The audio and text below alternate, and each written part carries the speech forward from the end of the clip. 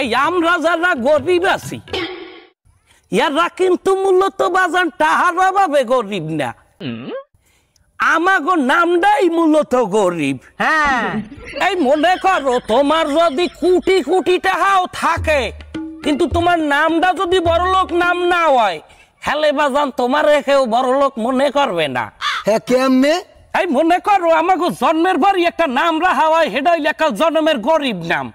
যেমন মনে করো বনিয়ামিন, ফিরুজিয়া, জসিমিয়া, জাহাঙ্গীরিয়া, আলমগীরিয়া, ফারুকিয়া, শাহজাহানিয়া, নামের মধ্যে কেমন জানি একটা গরিব গরিব ভাইবস আছে। হ্যাঁ, আর বড় লোকের নাম দাও মুকেশ আম্বানি, আহা ইলন মাস্ক, আহা, ডোনাল্ড ট্রাম্প, আহা শাকিব খান, আহা, সালমান খান, শাহরুখ খান, সব খান আর খান।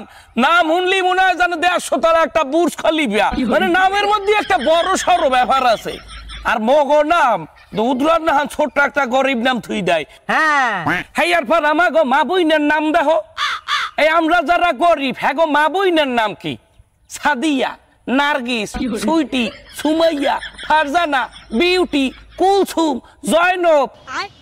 নামের মধ্যেই একটা গরিব গরিব বাপ।